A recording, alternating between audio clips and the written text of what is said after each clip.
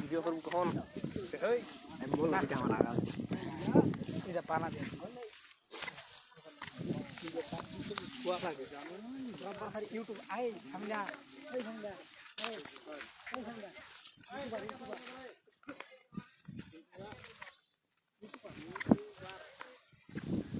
YouTube channel টাকা পয়সা দিয়ে কিছু পাওয়া যায়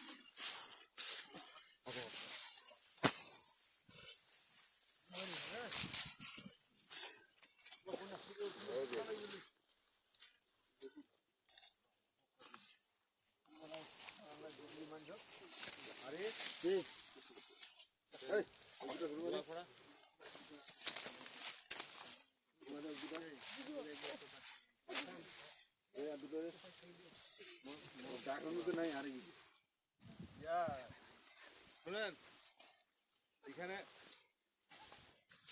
উপস্থিত যারা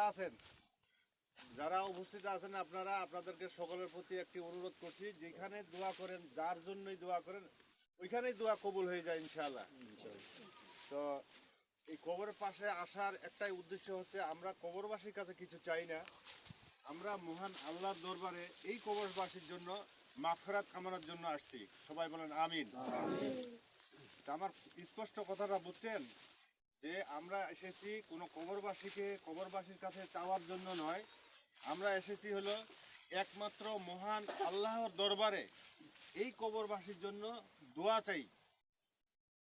এবং এই কবরে কিন্তু সবাইকে একদিন চলে যেতে হবে, কেউ এই দুনিয়ায় কেউ থাকার জন্য আসে নাই, মাস্ট বি কারেক্ট, যাইতেই হবে একদিন। কুল্লু নাফসি যায়কাতুল মাউত ওয়া কুল্লু ইলাইহি তুরজাউন। আল্লাহর দরবারে একদিন যাইতেই হবে, আল্লাহর কাছে যাইতেই হবে, হাজির করাবেই, কারো রেহাই নেই।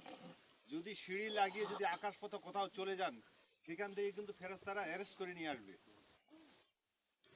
যে যেখানে আছেন, যে যেই অবস্থায় থাকেন, যে যেই কাজ করেন, নামাজের জন্য আমি করজোরে অনুরোধ করছি, আপনারা নামাজ ছাড়বেন না, ঈমান ও আমল মজবুত করেন।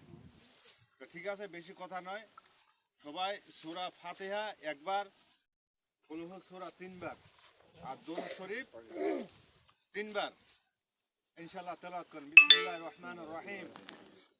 আলহামদুলিল্লাহি রাব্বিল আলামিন আর রহমানির রহিম মালিকি ইয়াউমিদ্দিন।